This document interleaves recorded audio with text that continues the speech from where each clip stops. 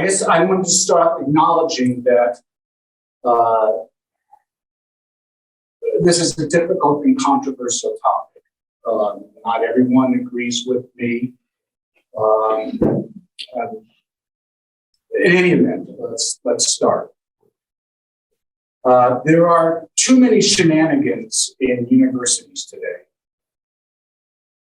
Let me rephrase this observation in terms that are more appropriate for this evening and setting by resorting to a Yiddish word instead of the Irish shenanigans.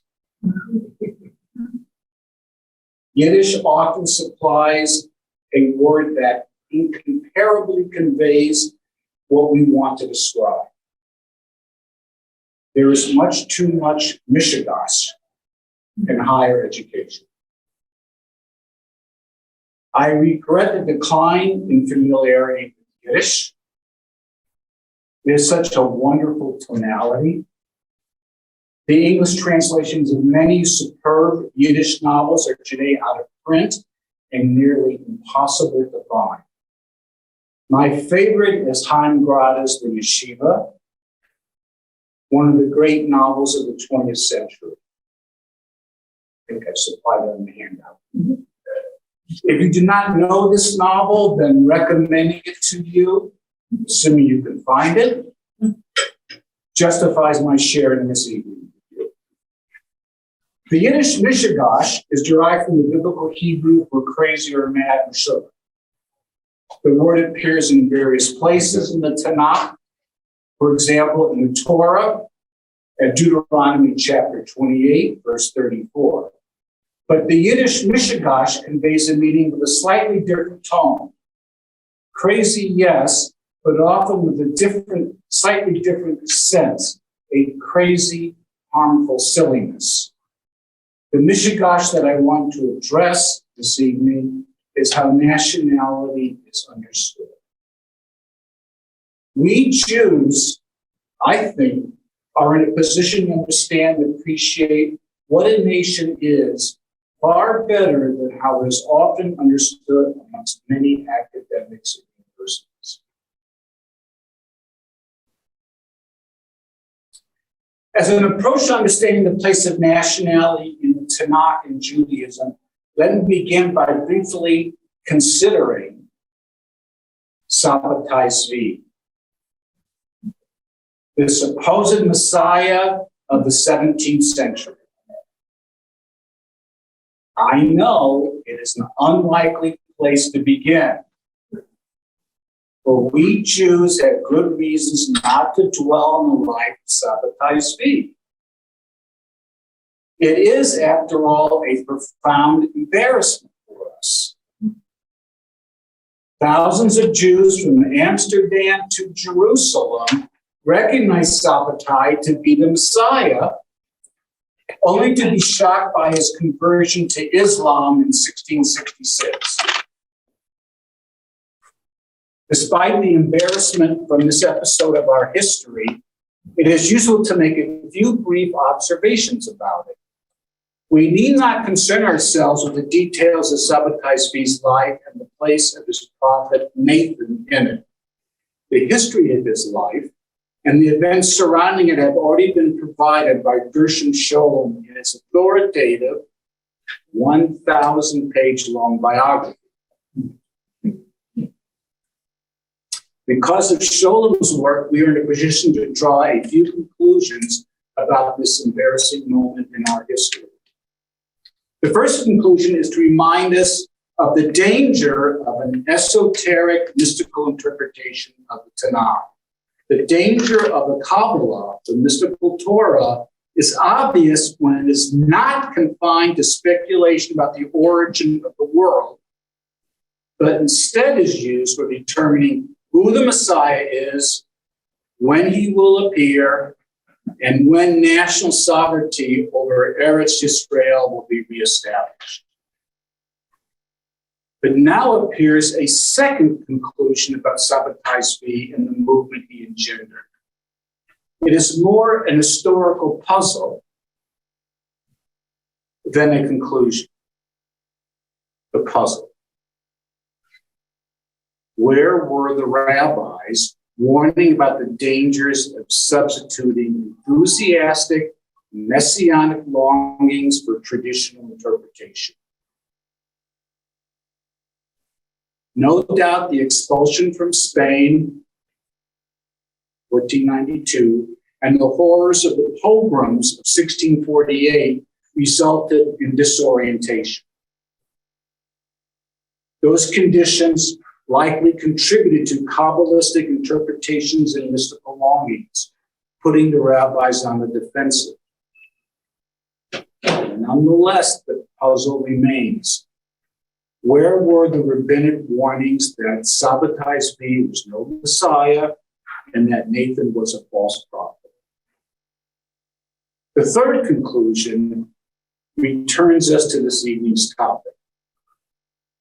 Despite the uncertainties of medieval Judaism as represented by the challenges posed by the emergence of the Karaites and the Sabbateans, the Jewish religious tradition has always rested upon the idea of the covenant. It's obvious. The orientation of that tradition is to life in this world, how it should be organized through law and where it should be, the land of Israel. If we look past the embarrassment of Sabbatai's conversion to Islam, what do we find? We find a mass 17th century movement to reestablish national life in that land promised to the Jews in their covenant. This conclusion allows us to say something about Zionism. Now,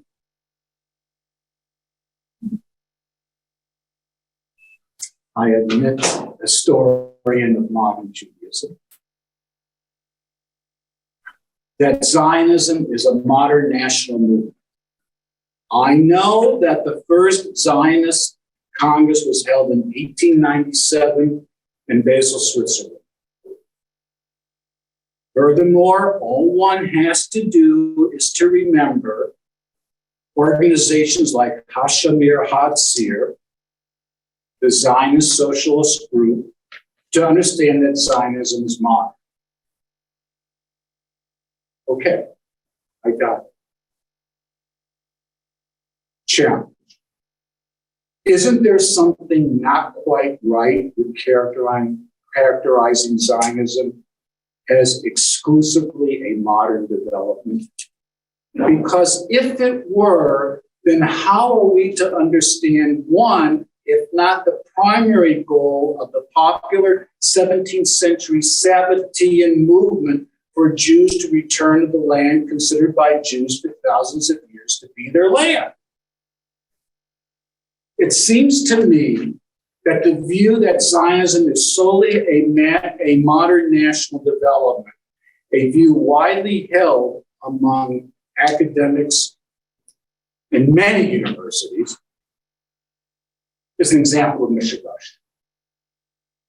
It overlooks the significance of tradition in our life, how the past is a part of the present.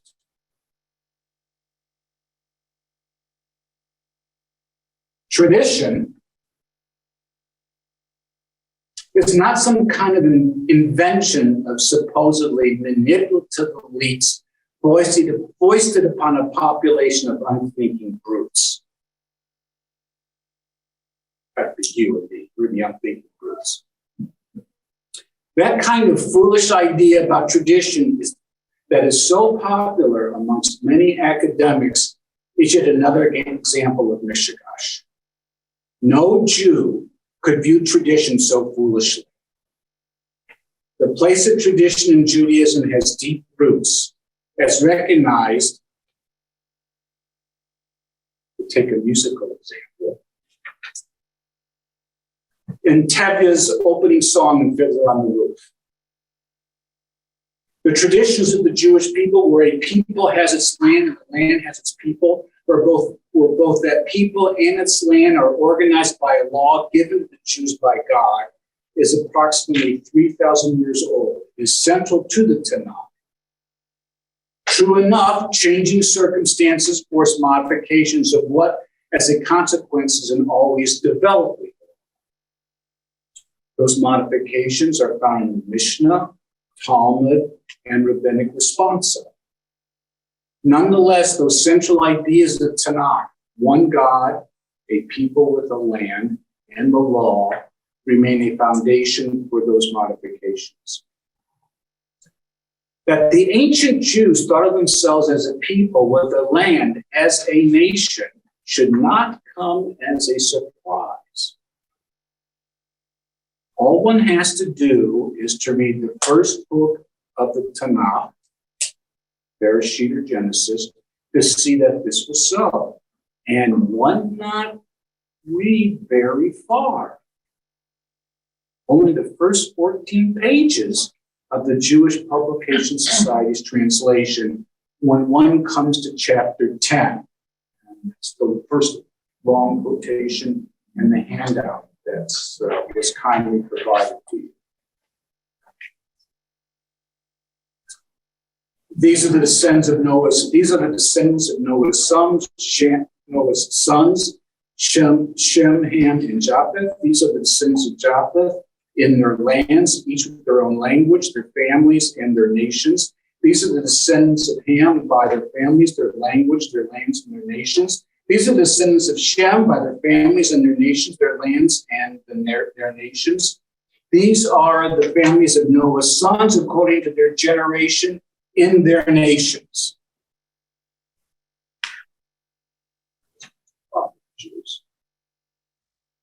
In these verses, we see that the ancient Jews distinguished themselves from other peoples by descent, language, and territory. The biblical Hebrew uses the term goy to designate a people known by its own territory and language. And when you read nations in that Genesis 10 quotation, that's the plural of goyim. Obviously, goyim has come to had a different meaning in Yiddish. Put the Yiddish aside. The biblical goy was in 384 CE translated in Jerome's Vulgate, the Latin translation of the Christian Bible, as natio, nation. The Latin natio was from the verb nasi, which means to be born or to spring forth from. Hence to be nativus, to be native, to be a native of the land. And if one musters up the courage necessary to examine the legal categories found in the most difficult book of the Torah, Leviticus,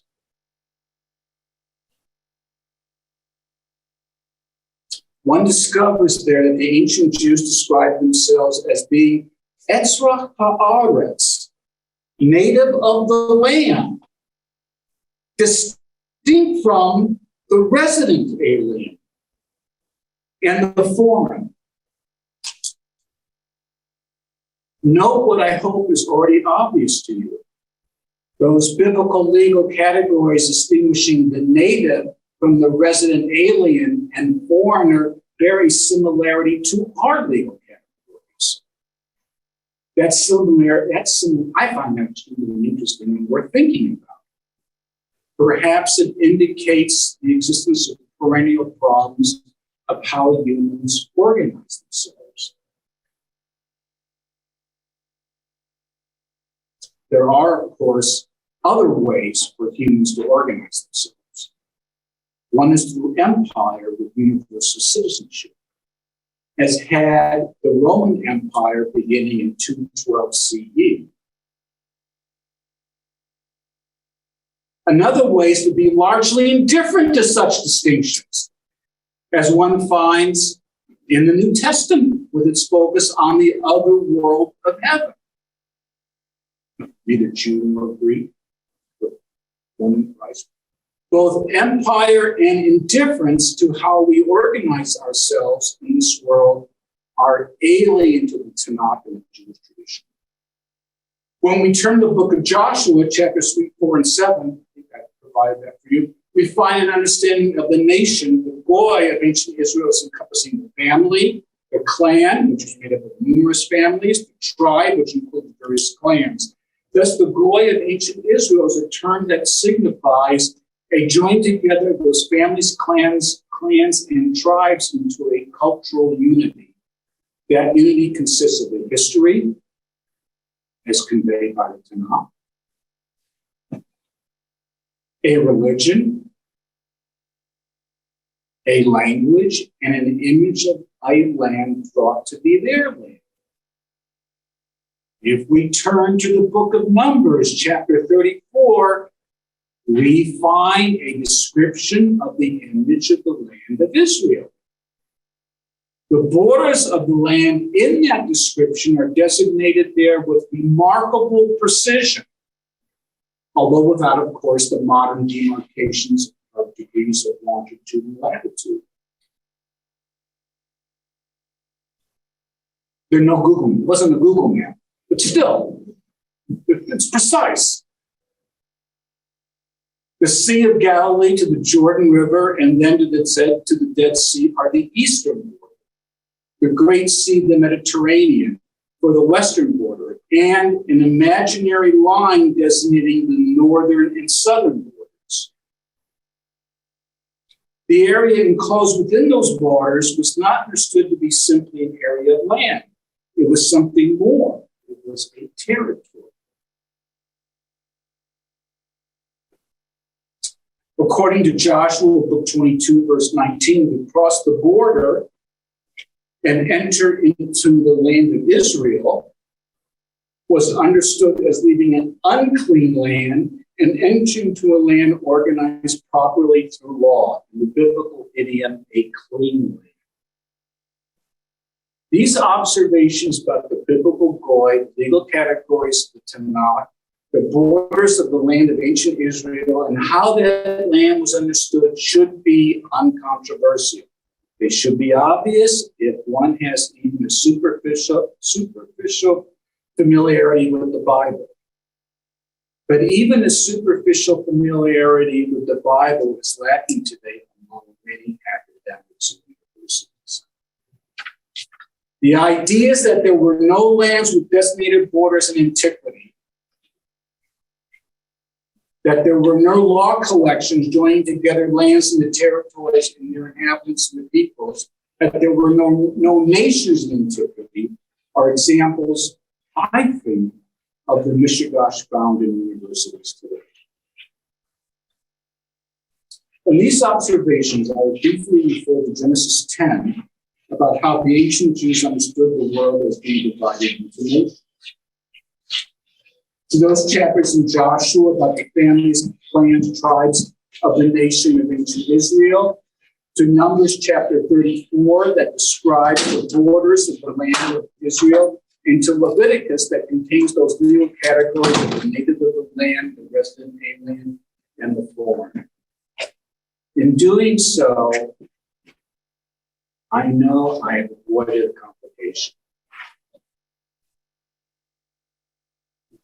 We do not know with certainty when those chapters were written. It is possible, although I think unlikely, that they do not express an actual historical reality. Instead, they might convey an ideal image of what Israel should be, as is clearly the case in Ezekiel chapters 40 through 48. I will not take up this complication this evening.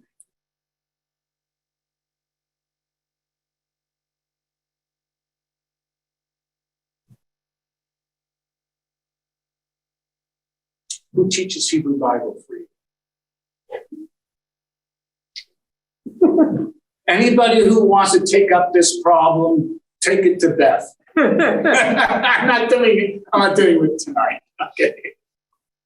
Whatever complications may exist when we try to draw historical and anthropological conclusions from the Bible about the nation of ancient Israel, we are on firmer footing when we consider the Jews later during the period of the Second Temple. Although the book of Maccabees is not, as you know, in the Tanakh, there is no reason to doubt the historical accuracy of the outlines of the description of the Jewish war for religious and national independence from the Seleucid Empire beginning in 167 BC. There are no miracles within that account. The burning oil. And while we must approach Josephus' history of war against the Romans with care, there is no reason to doubt the overall historical accuracy of this description of the 7-year-long Jewish struggle for national independence from the Roman Empire from 66 to 73 CE. When thinking about the Maccabees and the Jewish war against Rome, we account a problem about how to understand what a nation is and what it isn't. We do not have a problem understanding what a nation is. Jews rose up, they wanted the Seleucids and the Romans out.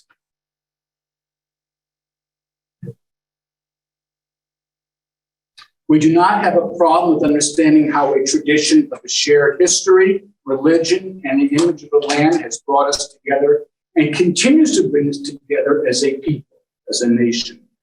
The Passover Seder embodies that tradition and perpetuates it. The problem isn't so much understanding what a nation is, but what it isn't.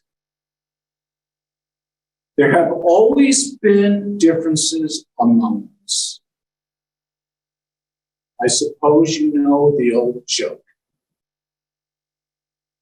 10 Jews come together, enough for a minion, but having come together, they form 11 political parties. It has always been so. During the period of the Second Temple and the war against the Roman Empire, while there was one people, the Jews, they were divided among the Sadducees, the Pharisees, the Essenes, and the Zealots. The differences between these groups were significant, just as significant, and in fact, even more significant than those today that separate the Haredi, Orthodox, Conservative, and Reform. Even within the Talmud, there are recorded sharp disagreements amongst the rabbis about what was the law and what it required. We are thus in a position to recognize that a nation exists even when there are internal divisions. It is in fact historically the norm for this to be so. Those of you who know Israel today know that Tel Aviv is certainly not Jerusalem. Yet Israel exists. Arizona, it seems to me, especially the very nice drive I had with David today, Arizona is certainly not New York. Yet America exists.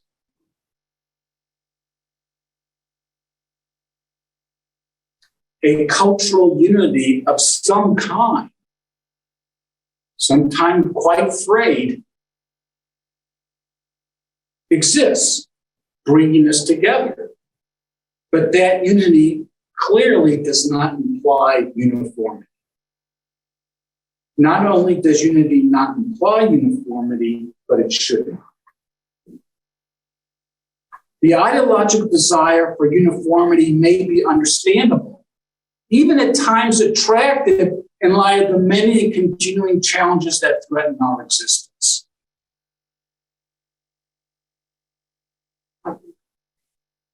What the hell? What do you mean? You don't know why we should give money to the Ukrainian Jews? How can you think that, hypothetically? Yeah. Of course we should. I mean, for example, so we have all kinds of differences, okay?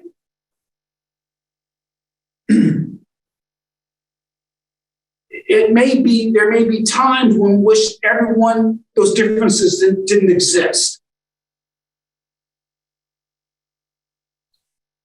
Still, the desire for uniformity is a dangerous zealotry that should be resisted. Differences should be recognized, and as in the Talmud discussed, our tradition is one of disputation. Let us recall that not only Job, but also Abraham and Moses are described as arguing with God. But a tradition of disputation is a demanding tradition. The art of conversation has to be cultivated, but it is difficult to do so. I suppose that's quite clear in context. However difficult and demanding, the alternative is not acceptable. During the war with Rome, the Zealots murdered their fellow Jews with whom they disagreed. In 1995,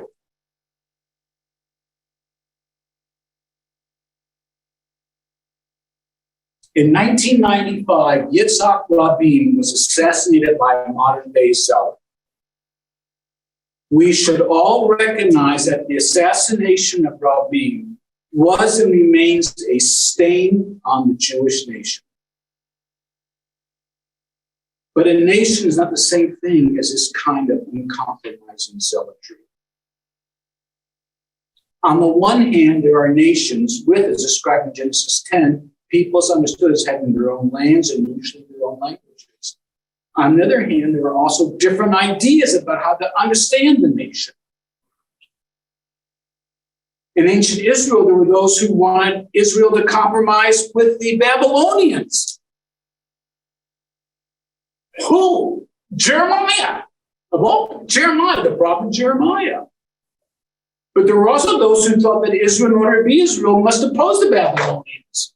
Who? Those who put Jeremiah down the cistern in prison. Later, there were the Sadducees, Pharisees, and Essenes, all with very different ideas about Israel. Today, there are more secular Israelis in Tel Aviv and the Orthodox Israelis in Judaism. Where do these straightforward observations lead us? What conclusions should we draw about the concepts we use? There have always been different views about what a nation has been, is, and what it should be. Maybe the New Yorkers should agree more with the people in Arizona. Maybe they should, but they don't. There's different views.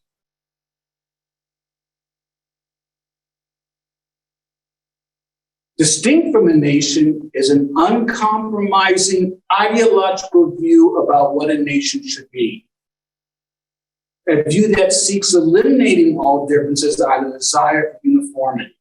We call that uncompromising view the ideology of nationalism. We can have our differences, but we need not hate one another. We need not and should not murder one another. The Haredi and Chabadniks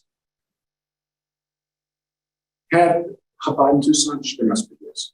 The Haredi and the Chabadniks rightly have a place in our local Jewish federations.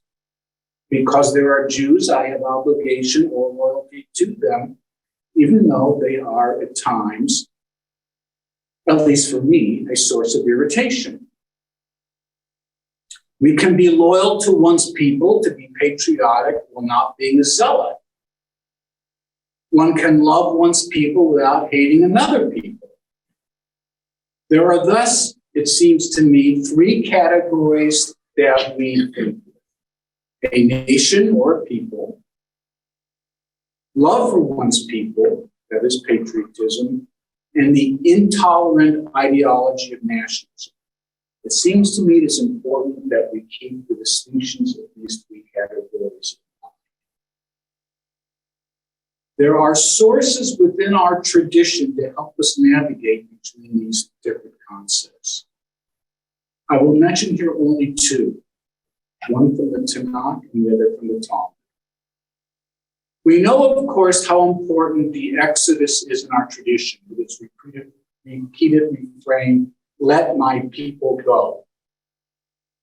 The phrase appears explicitly 7 times in Exodus and formulations like it 5 more times. The repetition of these 12 phrases in the space of 6 chapters, Exodus chapter 5 through 10, underscores the significance of the image of the liberation of ancient Israel from Egyptian bondage. All well and good. The importance of the tradition of the Exodus for sustaining ancient Israel and the Jewish people is obvious enough. What is not obvious and requires consideration is a striking verse from the book of Amos, chapter 9, verse 7, which I provided for you. "To me, O Israelites, you are just like the Ethiopians, declares the Lord. True, I brought Israel up from the land of Egypt, but also the Philistines from Captor and the Arameans from Kir." Remarkable verse. This verse seems to be conveying the idea that each nation has a tradition of its own exodus. We do not find any nationalistic chauvinism here. Rather, what distinguishes Israel from other nations is Israel's willingness to follow the commandments of the one God. The second resource appears in the Talmud, based on the rabbinic interpretation of the covenant of Genesis 9, with Noah in Genesis 9. In Babylonian Talmud, Sanhedrin 56a through 59b, are found what the rabbis discovered to be the 7 laws promulgated in the covenant with Noah, as described in Genesis chapter 9. What is of interest to us here when considering the place of nationality in Jewish tradition is that these laws were understood by the rabbis to apply to all of humanity, all those descended from Noah who followed those laws. For example, prohibitions against murder and robbery, and the obligation to establish a legal system with courts to adjudicate differences are viewed as being righteous. All humanity may be divided by nations, as in Genesis 10. But there is also, in the Jewish tradition, a legal basis for the common humanity of all of mankind. Let me conclude here. Why must we think about what is a nation in its place in the Jewish tradition? Why? Why are we hounded by this problem? Why do we have to think about it? Judaism, in contrast to Christianity, does not flee from this world. Our focus is not on salvation in heaven, but on this world. True enough, given foreign domination and exile, this orientation to the world was also to the future. But it was a future for our people in this world, to restoration of Jewish sovereignty in the land of Israel. The decisive difference between Judaism and Christianity is not over Jesus as the Messiah. That's an important difference, I know. I know it's an important difference, let alone the Son of God. Okay? I know that's important. But the decisive difference, it certainly isn't monotheism, for Jews are monotheistic. And it certainly isn't a belief in the common humanity of mankind, as is clear from the prophets and the rabbinic Noahide laws that I just referred to. What is decisive is our orientation to life in this world. When Christianity takes up the problems of how life should be lived and organized in this world through righteous actions and law, What is disparagingly referred to, often disparagingly referred to in the Christian tradition as works,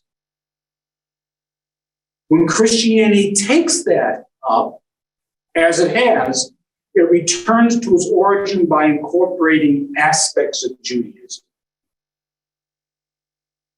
We do not disparage the body.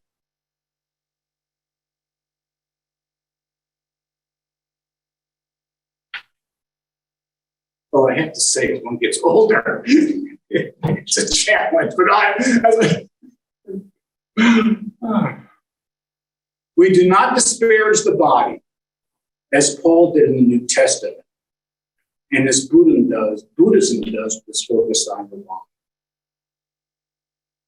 We are repeatedly commanded to be fruitful and multiply. We do not dissolve the family and the nation into the community of the faithful, as one finds in the New Testament. We do not disparage property and the marketplace by extolling poverty. To be oriented to life in this world is to accept the family and the nation, to till the ground and to truck, barter, and trade. Of course, that acceptance is accompanied by how the family and the nation should be organized righteously by the word of God, that is, by the law and its interpretation. To be sure, difficulties arise in Judaism's orientation to life in this world. The Tanakh acknowledges those difficulties. For example, in the book of Job, the Coen brothers, in their humorous and not so humorous film, A Serious Man, have reminded us of some of those difficulties. The reference to the Coen brothers is that how I've been beaten down when I'm supposed to have something modern, contemporary, and talk. Okay, there it is.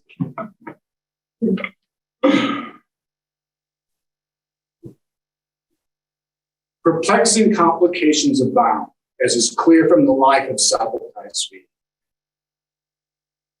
What a Jewish life means in the diaspora, and the problems confronting the state of Israel.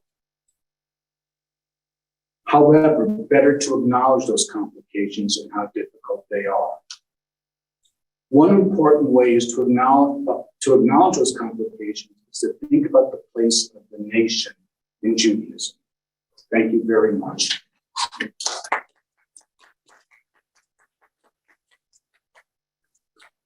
Thank you, Professor Grosby. We have time for questions. I think I'm going to make my way to the tech over here to see whether people have posed questions via the web, but I'm happy to give first dibs to you here in the live audience. Let me say first, all difficult questions will be forwarded to David.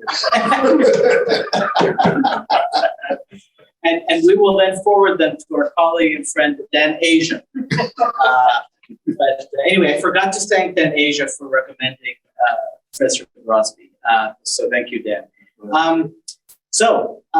Since I see no questions, and I don't, perhaps you do have one. I'll ask a question. It's not exactly a question. So your quotes have come from obviously the best of sources.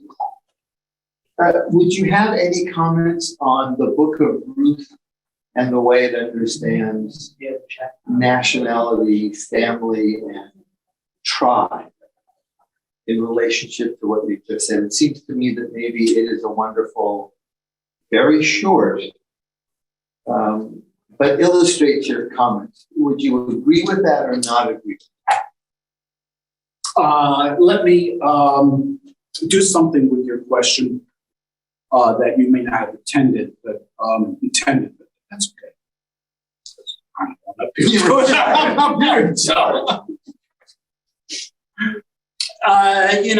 Here we are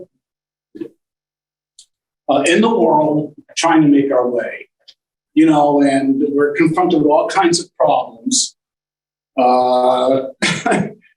innumerable problems. Everywhere you turn, there's a problem. And we have to think about how we are going to respond to the problems. And when we think about the problems, we can't avoid using ideas or concepts or categories, how you think about it. The relationship between the ideas or categories we use when we think about a problem, you can call anything, I have to pay the electric bill. That's an economic problem. Use the category economic, whatever. And sometimes those categories are useful. Sometimes they're not so useful, whatever. And that's just part of thinking. We just have to use ideas and categories to sort of sort out all the demands and complications that we face in life. Okay, and we ought not to forget. Oh, sorry. Sorry to interrupt. We ought not to forget. Oh, I apologize. I always create a problem. We ought not to forget that. And here I'm starting to get out. I'm getting closer to Dan's good question. We ought not to forget that the category that I used in this talk, nation, is a category, is an idea. And what exactly we mean by it, and what we don't mean by it, how we should understand it, is a complication we shouldn't run away from. And I know we have some people who have various involvements with anthropology. God only knows, and we're also in the Southwest. God only knows. I don't know if God knows even. Who knows what one we really mean when we use the category tribe? Clan. So we have all these kind of problems. So the interesting thing to me about the book of Ruth is that it makes clear that the ancient Israelites recognized that one could become an Israelite in ways other than who your father was in the Bible, or in later times, our times, who your mother was. That to me is what's interesting. It forces us to recognize, to be flexible with the very category we use, the nation of Israel. Quite clearly, although Judaism is not a missionary religion, to be sure, quite clearly, for a very, very long time, it was possible to become an Israelite. We use the term convert. Ruth would be an example where she follows Naomi.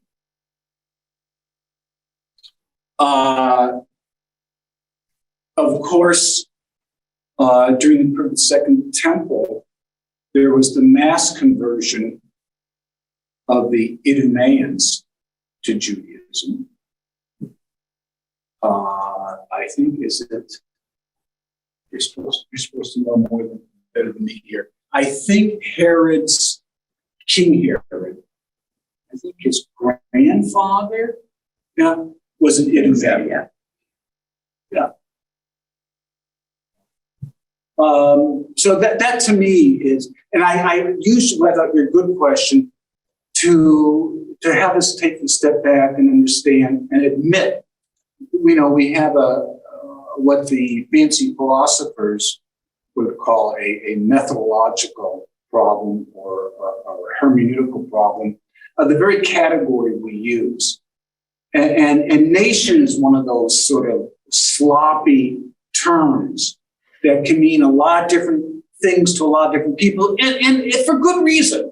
To be Pakistani is not to speak Bengali. To be Bangladesh is to speak Bengali and not Urdu.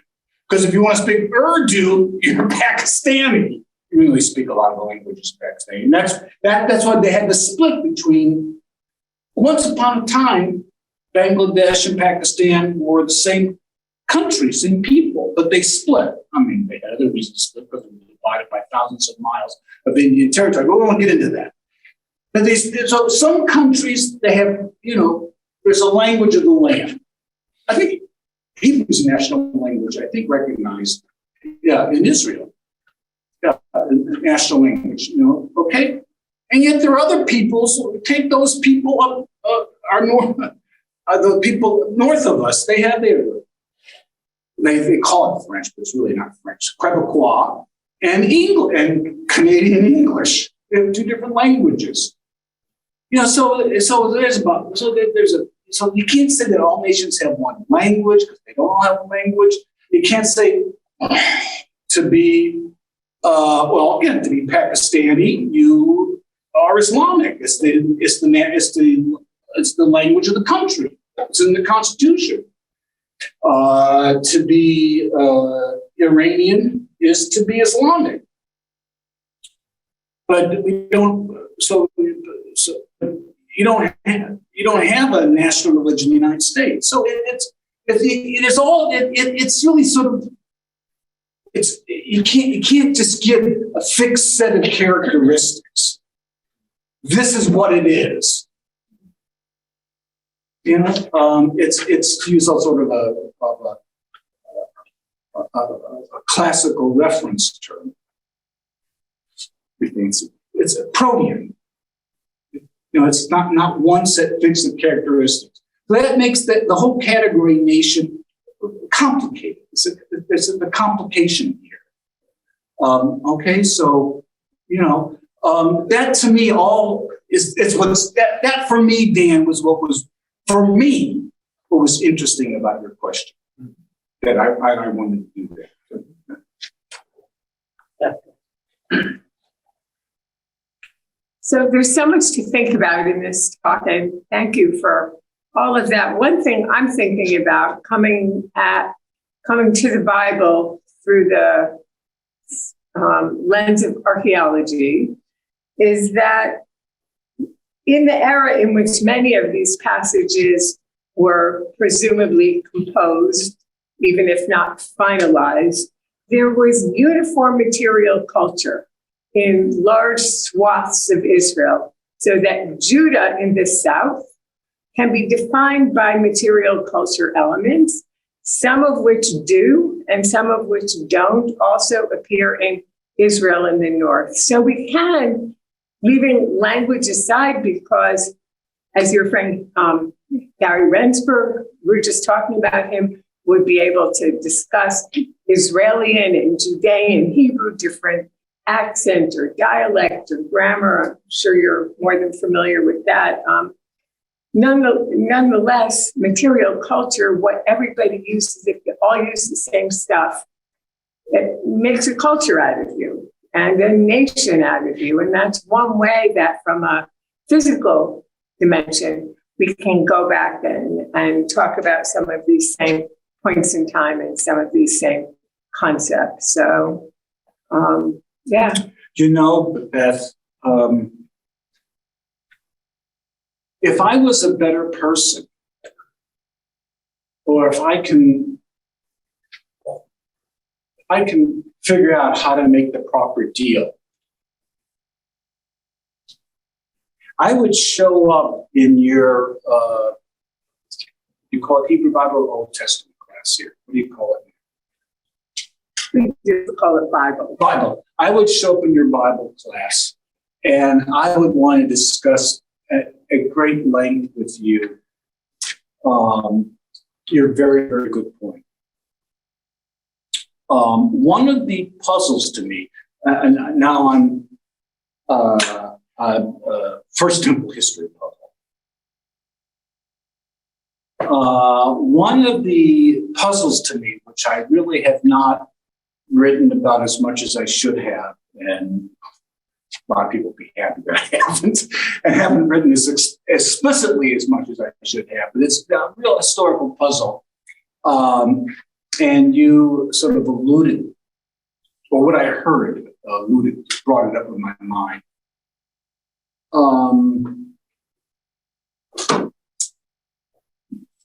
According to the biblical narrative, and I tend to be sympathetic to the viewpoint, generally to the viewpoint of your teacher. According to the biblical narrative, an entity called Israel, from Dan in the north to Beersheba in the south, and we have archaeological remains for both.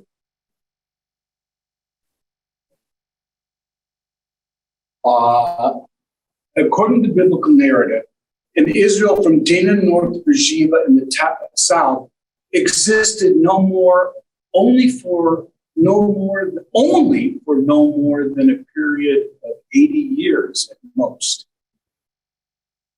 That's all. Meaning as a united. Okay. Only 80 years. And what we do know is that after it split, they were at war with each other. That's not very neighborly.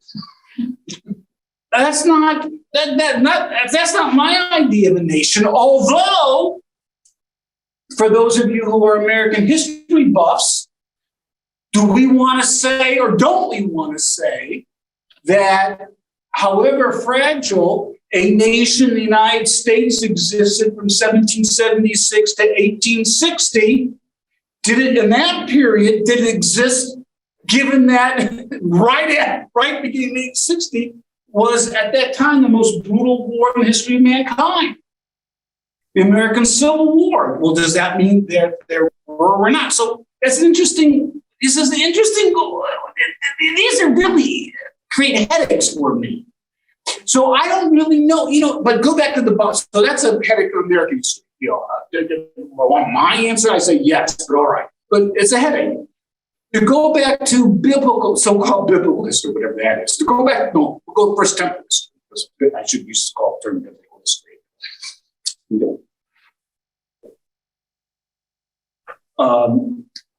To go back to First Temple history. So when did there exist an idea of this people from the north and the south as one people with a common covenant worshiping the same God and somehow related, however fictitious the idea of Abraham, Isaac, and Jacob, that genealogy, whatever is actual historical reality, still, when did that gain currency? And to me, that's just really an interesting puzzle, and I would like to, I would like to sort of hash out, you, me, and let's drag in a couple of others. Let's have, I don't have to be part of it. You have. Well, how about a seminar with 3 or 4 faculty members, and just, advanced undergraduates or whatever we have available, so they get credit and blah, blah, blah. But it's really for us to sort of say, what can we do with this problem?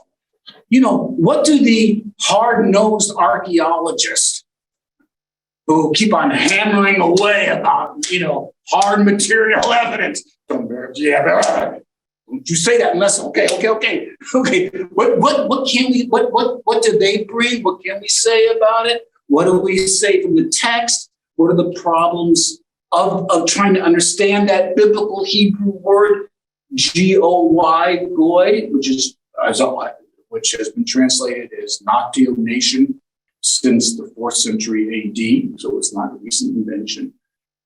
So that's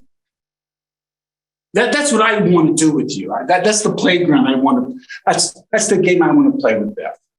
Next cold winter, come back. Okay. I mean, it's really. Well, to me, it's one of the really, brutal winter, and you'll come out and we'll all sit together Yeah. and make it happen. it remains, you know. It's a good question. Yeah, There's I mean, a lot of pieces there's a lot of pieces to pull together, and part of it is texture, but part of it also is the physical world. yeah, And I'm willing to start every session with you. You say, Yeah. this is what we know.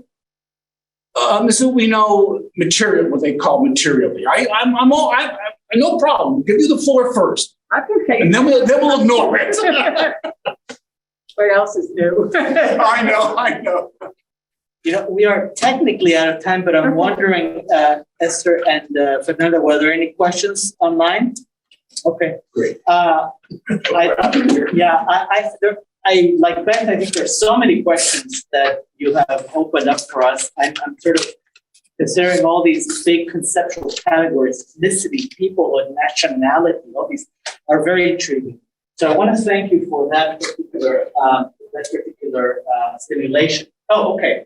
So we do have one question by online attendee. We'll let him have the last question. And it is as follows. Hearing your lecture tonight makes me wonder as to why many modern academics seem to have an almost, he writes, guttural aversion to studying Jewishness using certain tools and frameworks from the field of quote unquote indigenous studies. It seems there's quite a bit of overlap / intersection. If you can we get your thoughts on why this aversion is sometimes so present?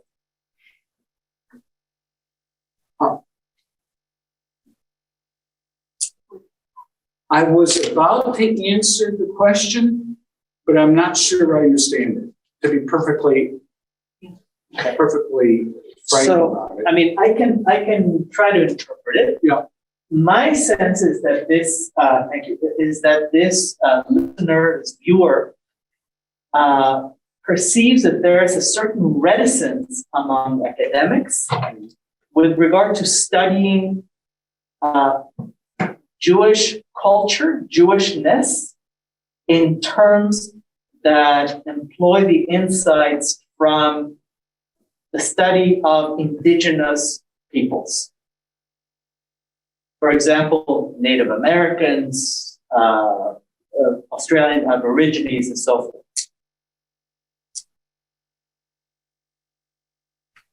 Well, I don't really know why there's a reluctance, resistance to do that.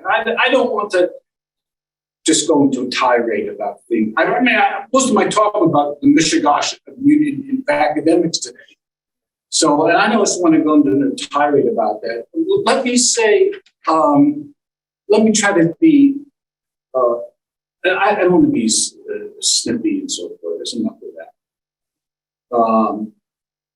Let me try to be helpful. One of the someone whose writing had a real influence on my thinking was an anthropologist, but the work that had an influence on my thinking was anthropologist relevant to the question being asked. This was an anthropologist whose work most impressed me was written in the 1920s. And his name was Robert Lowy, an American anthropologist who actually did a lot of work on Native Americans, was his primary area. And that had a great influence on me. So to be, I don't want to go on too long. So first of all, to be helpful and constructive, I think that there was a time when academics made those connections that I think the questioner is in favor of. And Robert Lowy was one of them. what most impressed me, and I'll conclude here, was what his use of the idea of the territorial tie, or the territorial relation, or the territorial connection. A small little pathetic example of which would be when you use the category, if it would exist, Arizonans. Arizonans? Yeah, people think That's what they use. that's what they use. Yeah. Well, what is that? I mean, that's the territorial tie, territorial relation. And Lowy was an anthropologist too who wrote about that. So, and I'll just leave it there. I want to be helpful, constructive. I'd say, Lowy, L-O-W-Y? no, L-O-W-I-E. Okay, L-O-W-Y. Yeah. I'm glad this came up so I can show that, yes, I can hang out with anthropologists. I can do that. They all happen to be dead, but, Okay, there seems to be another question. Okay. Your game. Yeah. Thank you. All right, actually, we have a couple. So people don't have to stay just because. No. Okay. I think it takes a while for the dime to fall. Okay. So My thank you for dime- being. Get my diamond. So why then should I believe that God gave the land of Palestine, Israel today, to the Jews forevermore? That seems like selective reasoning.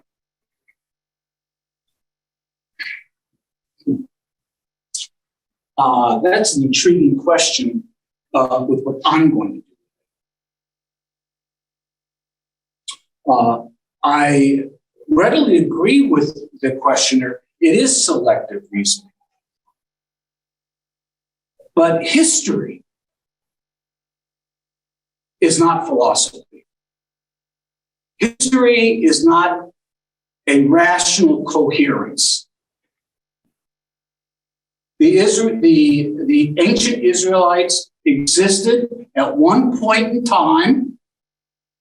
They had a kingdom. They produced a history. They produced literature. They produced a tradition. The tradition had a connection to the land. So, okay, it's selective history. So, what else is new?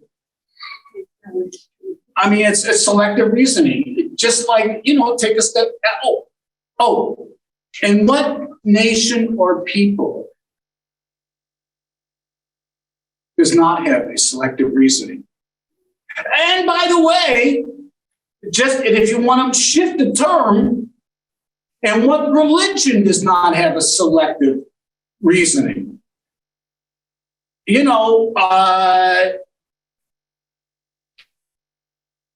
We have prophets. Okay, somebody else came along and said, well, you may have your prophets, but I'm the real prophet. And we're going to have a whole nother book. We're going to call it the New Testament. And all of a sudden, our scripture becomes old. All right, how about you want some more selective reasoning? Okay, 600 years later, pops up another one and says, well, your book's not too bad. I kind of like this Noah and Abraham. And, your book's not bad either. I kind of like this guy, Jesus, but he was just a guy. But I'm the real revelation. And it stops with me, period. Wow. Okay. So the whole traditions of revelation are selective. That's just, welcome to the conundrum, the puzzle of how we're supposed to understand history and the philosophy of history and trying to make sense of history. So this opens up a whole new problem. Okay, very well. So thank you. Thank you very much.